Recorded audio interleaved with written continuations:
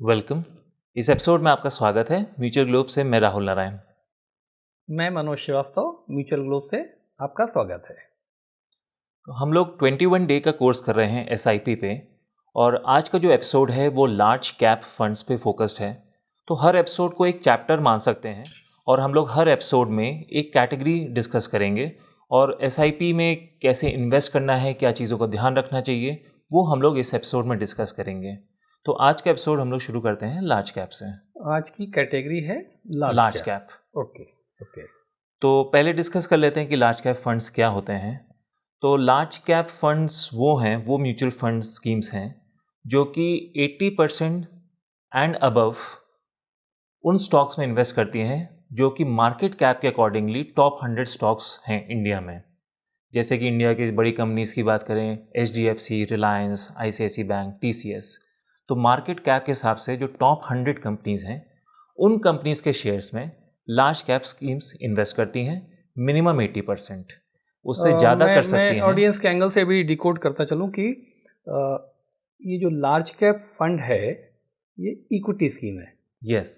तो हम जो सिप की बात कर रहे हैं कोर्स की, वो एक तरीके से हम ये मान के चल रहे हैं कि हम जो लीडिंग कैटेगरीज हैं इक्विटी स्कीम्स की, उनको डिस्कस करने जा रहे हैं। राइट। तो जैसे तुमने कहा कि 80% या मोर इन्वेस्ट करेगा फंड मैनेजर, तो इक्विटी शेयर्स में इन्वेस्ट करेगा। राइट। ये तुम करें। यस। राइट। ओके। राइट। तो जैसे कई स्कीम्स हैं वो 90%, 95% तक भी इन्वेस्ट करती हैं, क्योंकि अपर लिमिट की कोई अपर लिमिट नहीं है। मतलब पूरा 100% भी इन्वेस्ट कर सकती हैं, बट मिनिमम 80% करना है। इस वजह से ये स्कीम्स जो होती हैं थोड़ी स्टेबल ज़्यादा होती हैं, क्योंकि टॉप की कंपनीज में इन्वेस्टेड हैं। तो जो भी टॉप की कंपनीज हैं उनकी जो अर्निंग्स होती हैं वो ज़्यादा स्टेबल होती हैं। तो फॉर एग्जांपल बात करें, रिसेशन आता है, मार्केट ऊपर नीचे होता है, तो जितनी लार्ज कंपनी होगी उसमें सबसे ज़्यादा स्टेबिलिटी रहेगी। गेंस की बात करें वो थोड़ा कम आ सकता है, लेकिन फॉल भी कम ही होगा प्रोपोर्शनेटली। राइट। तो ये स्कीम्स उनके लिए अप्रोप्रिएट होती हैं जिनको थोड़े स्टेबल रिटर्न्स चाहिए। राइट। रिस्क थोड़ा सा कम चाहिए, थोड़े कंजर्वेटिव इन्वेस्टर्स हैं, या पहली बार इक्विटी शेयर में इन्वेस्ट करना चाह रहे हैं, पहली बार SIP शुरू कर रहे हैं इक्विटी स्कीम्स में। तो एडवाइस ये रहती है, या जनरल रिकमेंडेशन ये रहती है कि शुरुआत में थोड़ी रिस्क कम लें, थोड़ा मार्केट को समझ लें। और ऐसे केस में ये जो लार्ज कैप स्कीम्स होती हैं इक्विटी की, ये बेटर रहती हैं फर्स्ट टाइम इन्वेस्टर्स के लिए, या ऐसे इन्वेस्टर्स लेट से जो रिटायरमेंट उनका क्लोज आ रहा है, या इन जनरल थोड़ा सा रिस्क कम लेना चाहते हैं। वोलेटिलिटी कम होती है। राइट। मतलब समझने के हिसाब से अगर समझें कि भाई आप एक 2 व्हीलर पे चले जा रहे हैं और एक 4 व्हीलर पे चले जा रहे हैं, और वोलेटिलिटी मतलब टर्मोइल है, तेज आंधी है, इस तरह का है, तो बाइक वाले पे ज़्यादा असर पड़ेगा, कार वाले पे कम असर पड़ेगा, ट्रक वाले पे और कम असर पड़ेगा। जितनी भारी गाड़ी होगी वो स्पीड उसकी कम होगी, बाइक वाला तेज़ी से निकाल ले जाएगा शायद ट्रक वाले से, लेकिन स्टेबिलिटी ज़्यादा रहेगी। यस। उस सेंस में। राइट। ओके। फॉर एग्जांपल जैसे मिड कैप या स्मॉल कैप स्टॉक्स हैं, फॉर एग्जांपल नाइका या जोमेटो, तो उन पे कोई कमेंट नहीं है, बट जो उनके रिटर्न्स जब वो फॉल होते हैं तो उनके जो स्टॉक जितने से फॉल होता है उसको कंपेयर करें बड़ी कंपनीज जैसे HDFC और रिलायंस, तो उनका कम फॉल होगा। कन्वर्सली जब वो स्टॉक मार्केट बढ़ रहा होगा तो गेन भी कम होगा, चांसेस हैं, लेकिन फॉल भी कम होगा क्योंकि इनके स्टेबल बिजनेसेस होते हैं। इसलिए ये स्कीम्स रेकमेंडेड होती हैं जो कि थोड़ा जो इन्वेस्टर रिस्क थोड़ी सी कम लेना चाहता है। तो हम लोगों ने ये डिस्कस किया कि कौन इसमें इन्वेस्ट करे, क्यों इन्वेस्ट करें, क्योंकि रिस्क कम है, स्टेबल है, लिक्विडिटी होती है। फॉर एग्जांपल अगर किसी को अपने स्कीम्स रिडीम करनी है, तो अगर वो मार्केट में जाता है, अपने म्यूचुअल फंड के पास जाता है और रिडेम्पशन लगाता है, तो उसके फंड मैनेजर को कोई दिक्कत नहीं आएगी वो स्टॉक सेल करने में। स्टेबिलिटी, लिक्विडिटी हाई रहती है। और अगर लॉन्ग टर्म के टर्म्स में बात करें कि किसी के पास 5 साल का हॉराइजन है, जो कि इन जनरल रिकमेंडेड होता है किसी भी इक्विटी इन्वेस्टर के लिए कि लॉन्ग टर्म होराइजन रखें। बट अगर लॉन्ग टर्म होराइजन है तो ये जो कैटेगरी है लार्ज कैप फंड्स की, ये एक सूटेबल कैटेगरी है इन्वेस्टर के लिए। ओके। तो वोलेटिलिटी को विदस्टैंड करने के लिए मोस्ट सुटेबल है राइट ये कैटेगरी। Okay okay. तो हम लोग ने ये डिस्कस कर लिया कि क्यों इन्वेस्ट करें इसमें, राइट, कौन इन्वेस्ट कर सकता है, conservative investors, first time investors, institutional investors. अब कुछ इम्पोर्टेंट चार्ट्स भी हैं, उनको भी एक बार रिव्यू कर लेते हैं। राइट। ये चार्ट्स वो हैं जो हम लोग ने देखा कि पिछले 5 इयर्स का डेटा हम लोग ने रिव्यू किया कि कौन सी स्कीम्स ऐसी थी। बट ये 5 इयर्स का क्यों लिया, क्यों नहीं 1 साल का लिया, 2 साल का लिया? राइट। इन जनरल हम लोग क्योंकि इक्विटी में बात करते हैं लॉन्ग टर्म होराइजन की, तो 5 इयर्स एक रिकमेंडेड टाइम पीरियड होता है। जब हम लोग किसी से बात करते हैं कि अगर आपको इन्वेस्ट करना है इक्विटी मार्केट में, तो कम से कम 5 ईयर का होराइजन हो। वो इस पे भी सूटेबल है इस कैटेगरी पे, लार्ज कैप में। ओके। फॉर एग्जांपल कभी कभी एक साल में बहुत अच्छे रिटर्न आते हैं, कभी बहुत खराब रिटर्न आते हैं। तो वो अगर सिर्फ उस फिगर को लेंगे तो मिसलीड हो सकता है इन्वेस्टर। 5 इयर्स में नॉर्मली एक साइकिल जो वेव होती है, जनरली बात करें, ऊपर गया मार्केट, नीचे आया, फिर ऊपर गया, तो 5 इयर्स में कह सकते हैं कि एवरेज जो रिटर्न आ रहा है वो गुड इंडिकेटर है कि कितना रिटर्न आगे भी उस इन्वेस्टर को आ सकता है। एक इंडिकेटर है। Okay Right. ओके। तो हम लोग ने 5 इयर्स का डेटा लिया और उसके बेसिस पे देखा कि कौन सी ऐसी स्कीम्स थी जिन्होंने अच्छे रिटर्न दिए, काफ़ी अच्छे रिटर्न दिए। तो इस कैटेगरी में स्कीम्स तो काफ़ी हैं, अराउंड 30 के आसपास हैं, 32 हैं। बट 5 ईयर के होराइजन में 25 स्कीम्स थी। राइट। और उसमें 5 बेस्ट परफॉर्मिंग स्कीम्स जो थी उसको हम लोगों ने स्टडी किया कि कौन सी हैं। तो जैसे स्क्रीन पे दिखाई पड़ रहा है कि आप ये करेंगे 32 के आसपास स्कीमें थी, लेकिन हमने उन्हीं स्कीमों को लिया जो 5 साल या उससे ऊपर की इनकी पैदाइश है, मतलब रन फॉर 5 इयर्स। यस। और फिर एनुअलाइज रिटर्न के बेसिस पे आपने टॉप 5 स्कीम उठा ली। ये मतलब राइट। तो यानी कोई सब्जेक्टिविटी नहीं है। जो स्कीम स्क्रीन पे आ रही हैं वो हम कोई रिकमेंडेशन इधर वे नहीं कर रहे हैं, नहीं नेगेटिव नहीं पॉजिटिव, क्योंकि तो ऑब्जेक्टिविटी लेते हुए top 5 performing scheme over a period of 5 years ले ली गई हैं। यस, ऐसे ही है। यस। ताकि ऑडियंस को क्लियर हो कि ये स्कीम आ रही थी उस क्राइटेरिया पे, इसलिए हमने ले लिया है। राइट। Okay okay. राइट। तो जो हम लोग देख सकते हैं जो 5 स्कीम्स हैं उन्होंने बिटवीन 15 to 18% के बीच में रिटर्न्स दिए हैं। ओके। एनुअलाइज रिटर्न है, तो इसका मतलब है हो सकता है किसी साल में 25% भी रिटर्न दिया हो सकता है किसी साल 10% भी दिया हो, but annualise return over a period of 5 year. For example Birla की बात करें तो 15.44 दिया है, HDFC की बात करें तो 16.99 दिया है, and so on. ICICI, JM, Nippon, इन सब AMCs की लार्ज कैप स्कीम्स ने अच्छी परफॉर्मेंस की है। तो हम लोग ये देख सकते हैं कि 5 ईयर में अगर इतना रिटर्न दे रहे हैं एनुअलाइज्ड, तो एक अच्छा रिटर्न है, बहुत अच्छा रिटर्न है। इसमें रिस्क भी रिलेटिवली कम है। इक्विटी में अगर जा रहे हैं, इक्विटी में लीस्ट रिस्क लार्ज कैप में होगा, सबसे ज़्यादा स्टेबल रहेगा, लिक्विडिटी भी हाई रहेगी और रिटर्न्स भी अच्छे हैं। क्योंकि हम लोग का ये एपिसोड SIP सेंट्रिक है, तो अब SIP की बात कर लेते हैं। वैसे इंडिकेटर है, अगर एनुअलाइज रिटर्न अच्छा है लमसम का तो SIP रिटर्न भी अच्छा होगा। तो देखते हैं कि कितना रिटर्न SIP ने दिया इन्हीं स्कीम्स में। ओके। तो उसमें हम लोग देखा था 15 to 18% का रिटर्न आया था। अब हम लोग SIP रिटर्न देख रहे हैं तो वो ऑलमोस्ट 17 to 22% का रिटर्न है। इनफैक्ट SIP का रिटर्न बेटर है। हाँ, और ये नॉर्मली स्ट्रैटेजी जो हम लोग SIP की रेकमेंड करते हैं लोगों को अडॉप्ट करनी चाहिए, वो इसीलिए है कि हो सकता है आपने जिस समय 5 साल ठीक पहले मार्केट ज़्यादा बढ़ा रहा हो और उस समय इन्वेस्ट किया, उसके बाद फॉल हुआ, तो मे बी आपका रिटर्न लमसम जब आपने इन्वेस्ट किया तो थोड़ा कम बने। क्योंकि SIP हर पीरियड में इन्वेस्टमेंट हो रहा है, जब मार्केट बढ़ रहा है, गिर रहा है, एक सिस्टमैटिक डिसिप्लिन्ड तरीके से इन्वेस्टमेंट हो रहा है, सब्जेक्टिविटी ख़त्म हो जाती है, आप मार्केट की टाइमिंग नहीं कर रहे हैं। तो इस वजह से हमने देखा कि इस स्ट्रैटेजी से रिटर्न बेटर आ गए बिकॉज SIP।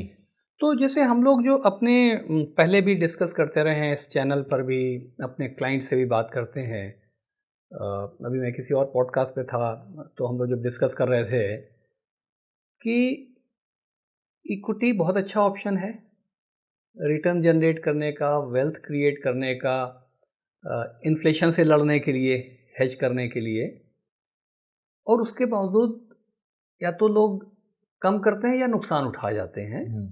तो हम लोगों ने अपनी समझ से जो एक फॉर्मूला निकाला है, जिसको मैं 3+1 बोलता हूँ, 5 साल से कम का पीरियड नहीं होना चाहिए। मोर इज़ बेटर। आप उसको 7 और 8 साल कर दें तो और अच्छा है, बट 5 तो मिनिमम है, वही आपने लिया है इसमें। दूसरा, कभी भी ये मार्केट आपके जो पैसे आज दिखाई पड़ रहे हैं करंट वैल्यू, उसका 20% कभी भी ले सकता है आपसे। वो देखने के लिए तैयार रहिए, साइकोलॉजिकली। लिया नहीं उसने, बट तैयार रहिए कि ये तो हो सकता है, कभी भी हो सकता है। जैसे आजकल मार्केट चल रहा है, जो हम लोग काफ़ी सालों से लोगों को समझा रहे हैं, वो दिखाई पड़ रहा है। क्योंकि कोरोना के बाद तो वो वन वे चल रहा था, तो everybody was the expert fund manager and what not. अभी दिख रहा है ना। और उससे निपटने का तरीका, तीसरा वाला फॉर्मूला, कि SIP करें। 5 साल हो, 20% लॉस देखने को तैयार रहें, और SIP हो। क्योंकि 5 साल का पीरियड या ज़्यादा का पीरियड, मार्केट यूँ जाएगा, मार्केट यूँ जाएगा, मार्केट यूँ जाएगा, किसी का कंट्रोल नहीं है। तो इस 5 साल में भी हुआ होगा। इनफैक्ट एक अच्छी एनालिसिस चलती है, एक आर्टिकल अच्छा था, every time is a sale time for equity. आप साल के 1 बार, 2 बार, 3 बार लगेगा, अभी तो ये इजराइल हो गया, ये तो यूक्रेन हो गया, ये तो ऑयल हो गया, ये तो ट्रम्प साहब आ गए, कुछ ना कुछ होगा। लेकिन आप उन सब से नॉइज़ से हट जाएं, 5 से 7 साल के लिए पैसा लगाएं, फॉल देखने को तैयार हों, SIP के मोड से आएँ, तो देखिए जो रिटर्न दिखाई पड़ रहा है 15, 16, 17, 18%, इट्स ए गुड रिटर्न। और इसमें आपने परेशान भी नहीं हुए और आपके पैसे भी बने। तो 3 हो गया। और +1 में या तो आपके पास अपनी स्टडी हो और कोई आपको साइकोलॉजिकली आपकी हैंड होल्डिंग करे, और एल्स आप किसी एक्सपर्ट के साथ में चलें, तो वो आपको बिहेवियरली भी आपकी हैंड होल्डिंग करेगा और आपको समझाएगा भी। तो यहाँ पे मेरा जो कहना होगा, फिर आगे आप उसको टेकअप कर लीजिएगा, कि भाई अगर आप इक्विटी में इन्वेस्ट करना चाह रहे हैं तो इन 3 चीज़ों का ध्यान रखें। +1 यानी कि आप खुद समझ सकते हो तो खुद करें, और नहीं तो फिर आपको अगर हमारी एनालिसिस अच्छी लगती हो तो आप दिए हुए नंबर पे आप व्हाट्सएप करें, और हमारी टीम आपको हेल्प करेगी एजुकेट करने में, गाइड करने में, इन्वेस्ट कराने में। क्योंकि 15, 16, 17% के रिटर्न 5 साल के हिसाब से बहुत अच्छा रिटर्न है। यस, बट अनफॉर्चुनेटली वही जो हम लोग पहले भी डिस्कस कर चुके हैं, स्कीम्स के रिटर्न बहुत अच्छे होते हैं, इन्वेस्टर्स के रिटर्न उतने अच्छे नहीं होते हैं। ये तुम्हारी पंचलाइन है बड़ी फेवरेट, कि स्कीम के रिटर्न अच्छे होते हैं, बट इन्वेस्टर के रिटर्न अच्छे नहीं होते हैं। तो अगर इन्हीं स्कीम्स में जैसे AMCs के पास डेटा होता होगा, अगर वो डेटा पब्लिश करें कि हमारे कितने इन्वेस्टर्स हैं जिन्होंने एक्चुअली में 20%, 21% रिटर्न्स अर्न किए हैं, तो उनकी परसेंटेज कम निकलेगी। अनफॉर्चुनेटली ऐसा नहीं होगा कि 100% इन्वेस्टर्स जो इन्वेस्टेड हैं उन्होंने ये रिटर्न देखे होंगे, क्योंकि जब मार्केट गिरा होगा तो एक टेंडेंसी होती है सब रिडीम कर लो, और फिर वेट करते हैं, टाइम करते हैं मार्केट को कि अच्छा वो उतना गिर जाए फिर हम लोग इन्वेस्ट करें, और वही स्ट्रैटेजी वहाँ पे मिस्टेक हो जाती है। अगर आपके साथ अच्छा एडवाइज़र है तो वो आपको गाइड कर सकता है कि कहाँ पे, क्योंकि कई बार पोर्टफोलियो की रिबैलेंसिंग ज़रूरत होती है, लेकिन ऐसा नहीं कि हर बार मार्केट गिरा उसका ये मतलब है कि आप इक्विटी से या स्टॉक मार्केट से निकल जाएं। तो इसलिए एक्सपर्ट की एडवाइस की काफ़ी इंपॉर्टेंस होती है। एनीवेज, नेक्स्ट हम लोग आगे नेक्स्ट स्लाइड में चलते हैं। इसमें हम लोग डिस्कस करते हैं, कंपेयर करते हैं इनफैक्ट SIP के रिटर्न वर्सेस लमसम रिटर्न। किसी ने 5 इयर्स पहले इन्वेस्ट कर दिया, लेट्स से कि जो भी अमाउंट, और एज कम्पेयर टू किसी ने SIP स्टार्ट की, तो हम लोग देख रहे हैं because of SIP strategy SIP के रिटर्न्स सुपीरियर हैं, ऑलमोस्ट 1.5 to 2% बेटर हैं, कई जगह तो ऑलमोस्ट 4% बेटर है निपॉन की बात करें तो, जो कि अगेन सिग्निफिकेंट डिफरेंस है। SIP इसलिए भी सूट करता है जैसे लोगों की इनकम होती है, रेगुलर इनकम होती है, सैलरी की बात करें तो आप क्यों वेट करें कि आप एक्यूमुलेट कर दें साल भर में पैसा, या क्यों करें, आप हर महीने जो भी सैलरी आ रही है उसका 1% इन्वेस्ट करते रहें, तो वो एक डिसिप्लिन क्रिएट कर देता है। तो इन्वेस्टमेंट में रिटर्न्स बेसिकली बिहेवियर के थ्रू आते हैं, जो कि SIP बाय डिज़ाइन आपको सिखा देता है, आपके अंदर डाल देता है, एक तरह से डिसिप्लिन इन्वेस्टिंग कर देता है। राइट। आपके जो भी पैसे आ रहे हैं, मान लीजिए व्हाटएवर जो भी है, तो आप सोचें कि भाई पैसे आ रहे हैं और सेविंग्स बैंक में पड़े हुए हैं, ये उन पे ज़्यादा रेलेवेंस है जो सैलरीड क्लास है, और हिंदुस्तान में बहुत बड़ा सैलरीड क्लास है, या जो स्मॉल बिजनेसेस हैं। अब जो पैसे आ रहे हैं और सेविंग्स बैंक में पड़े हुए हैं, तो पैसे आपको काटने लगते हैं। अब टीवी ले लें या फ्रिज ले लें या कार ले लें या बाइक ले लें, लेना हो लें, लेकिन पहले अपनी, जैसे हम लोगों ने लास्ट भी डिस्कस किया था, कि पहले अपनी रिटायरमेंट प्लानिंग कर लें। उसके लिए तो कोई पैसे देने आएगा नहीं। TV fridge can wait, car can wait, bigger car can wait. तो वो जो पैसे काटने लगते हैं, उस ना काटें, उसका भी एक अच्छा तरीका है कि हर महीने आपके पास जो 100 रुपये आपकी इनकम आ रही है, या समझो 50,000 रुपये महीने आ रही है, या 1 लाख रुपये महीने की सैलरी आ रही है, तो आप 3-4 महीने बाद आपके जब वो 2-2.5-3 लाख रुपए एक्स्ट्रा हो जाएंगे, तो आपको परेशान करेंगे। खुश होंगे आप, लेकिन उस खुश होने में आप खर्च कराएंगे। लेकिन अगर उसी में से 50% आपका निकलता जा रहा है, SIP में इन्वेस्ट होता जा रहा है, यानी बैंक बैलेंस कम होता जा रहा है, तो फिर आपको ज़्यादा उछल कूद करने की प्रेरणा नहीं मिलेगी। आपको लगेगा भाई ये पैसे तो इन्वेस्ट हो गए। नॉर्मली इन्वेस्टेड पैसे को फिर आदमी निकालता नहीं है। और हम तो बार बार कह रहे हैं कि SIP के थ्रू जो इन्वेस्ट हो जाए इक्विटी में, उसकी तरफ तो देखिएगा नहीं 5 साल। तो वो भी एक SIP हेल्प करती है डिसिप्लिन करने में। राइट। नेक्स्ट स्लाइड हम लोग देखते हैं PE रेशियो और PB रेशियो। PE रेशियो और PB रेशियो के लिए ब्रीफ में बता देते हैं। जैसे PE रेशियो स्टैंड्स फॉर जो शेयर प्राइस है डिवाइडेड बाय जो अर्निंग्स पर शेयर है। तो वो बेसिकली इंडिकेट करता है कि शेयर का वैल्यूएशन हाई है, ओके है, लो है। फॉर एग्जांपल जैसे जो 20s में देख रहे हैं हम लोग PE रेशियो, तो कह सकते हैं कि रीजनेबल है, बहुत हाई नहीं है। कभी कभी किसी शेयर का स्टॉक का PE रेशियो 50, 60, 100 तक पहुंच जाता है, तो वहाँ कह सकते हैं वो थोड़ा ज़्यादा हाई हो रहा है। तो बेसिकली वैल्यूएशन बता रहा है। तो इसको इंटरप्रेट करने के कई तरीके होते हैं। कई बार वैल्यूएशन इसलिए हाई होता है क्योंकि मार्केट को लग रहा होता है कि अर्निंग अभी नहीं है बट फ्यूचर में आ सकती है। तो ज़रूरी नहीं कि हाई का मतलब ख़राब है और लो का मतलब अच्छा है। बट जब भी एक हम लोग को एक एक्सपीरियंस से कह सकते हैं कि 20s में अगर एक लार्ज कैप स्कीम का है तो एक रीजनेबली वैल्यूड है। तो ये हम लोग ने PE रेशियो देख लिए। उसके बाद हम लोग नेक्स्ट स्लाइड में देखते हैं कि जो हम लोग ने बात की थी कि ये स्कीम्स इन्वेस्ट एग्जैक्टली कहाँ करती हैं। लार्ज कैप में करती हैं, मिड कैप में करती हैं, स्मॉल कैप में करती हैं। तो एक बार फिर से उस डेफिनेशन को याद कर लेते हैं। मिनिमम 80% लार्ज कैप में करेंगी, अपर लिमिट कोई नहीं होती, 100% तक कर सकती हैं। लेकिन 20% क्या लीवे होता है फंड मैनेजर का। फॉर एग्जाम्पल उसको लगता है कि मैं 85% करता हूँ लार्ज कैप में, और मिड कैप भी मुझे कुछ अच्छी अपॉर्चुनिटीज़ दिखा रहा है, तो 15% वहाँ कर सकता है। फॉर एग्जाम्पल तो जैसे यहाँ पे हम लोग बात करें इन स्कीम्स में, और एक स्पेसिफिक स्कीम की बात करते हैं, बिरला ने 92.29% लार्ज कैप में इन्वेस्ट किया है और 7.71 मीडियम कैप में, मिड कैप में किया है। HDFC लार्ज कैप ने पूरा 100% लार्ज कैप में किया है, एंड सो ऑन। बाकी स्कीम्स ने भी इसी तरह से किया है। तो ये इंडिकेट कर रहा है इन्वेस्टर्स को कि किस तरह से फंड मैनेजर्स इन्वेस्ट करते हैं। ये जो स्क्रीन आपका दिखाई पड़ रहा है, इसमें देखिए जैसे एक तो कंप्लायंस हो रही है, राइट, मिनिमम 80% कर रहे हैं।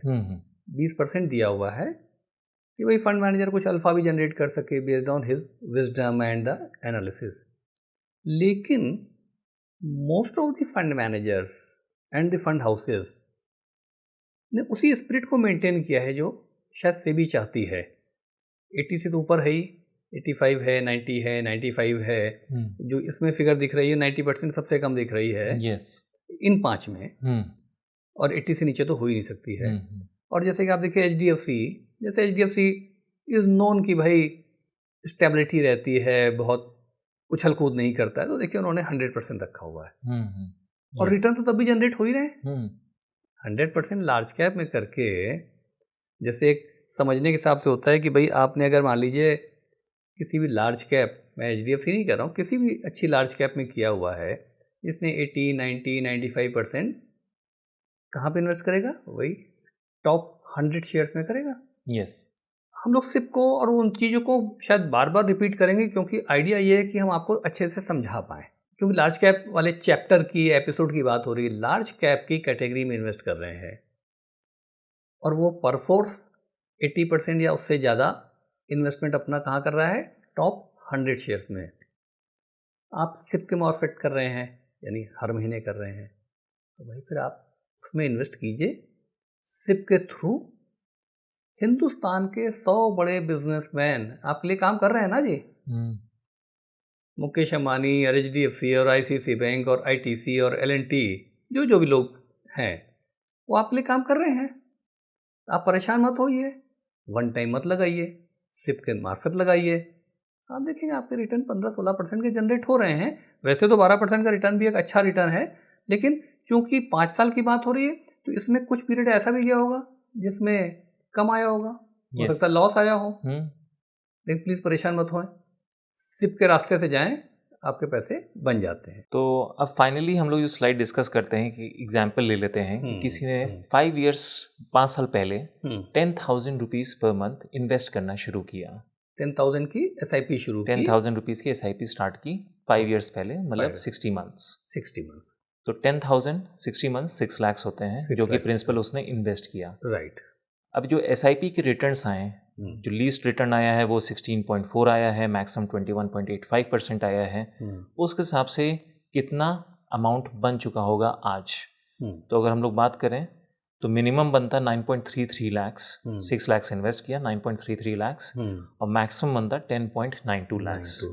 मतलब जो रेंज है जो टॉप 5 स्कीम्स की है, बिटवीन 9.5 लाख्स टू 11 लाख्स के बीच में रिटर्न बन जाएगा, जो कि गेन की बात करें 3.5 to 5 लाख्स का रिटर्न है, जो कि बहुत अच्छा रिटर्न है। तो इसका मतलब ये हुआ कि SIP is the best route to invest in equity. और जैसे तुमने शुरू में कहा कि भाई हर कैटेगरी की सूटेबिलिटी है, लार्ज कैप की सूटेबिलिटी उनके लिए है जो बहुत कंजर्वेटिव हैं, बहुत रिस्क नहीं लेना चाह रहे हैं, और अगर सिप के रूट से जा रहे हैं तो पैसे तो यहाँ भी अच्छे बन रहे हैं। तो अब आपको समझना चाहिए, और इसी तरह से हम और कैटेगरी भी आगे डिस्कस करते चलेंगे। और इसके बाद भी अगर कुछ समझना हो तो आप जो स्क्रीन पे हमारा नंबर आ रहा है, व्हाट्सएप नंबर, उस पर डालें या कमेंट्स पे डालें। आप इन्वेस्ट करना चाह रहे हैं तो भी आप मैसेज कर सकते हैं, हमारी टीम आपको पूरी तरह से उसमें गाइड करेगी, हेल्प करेगी। राइट, है ना जी। तो इस कैटेगरी का हम लोग डिस्कशन अब रैप करते हैं। मिलते हैं नेक्स्ट एपिसोड में। सब्सक्रिप्शन के लिए रिक्वेस्ट कर दीजिए। हाँ, मिलते हैं नेक्स्ट एपिसोड में दूसरी कैटेगरी के साथ। अगर ये एपिसोड अच्छा लगा हो तो प्लीज़ इसे लाइक करें, शेयर करें और सब्सक्राइब करें। आपकी कोई भी क्वेरीज हो तो स्क्रीन पे दिए हुए नंबर में आप व्हाट्सएप कर सकते हैं या ईमेल कर सकते हैं। Thank you.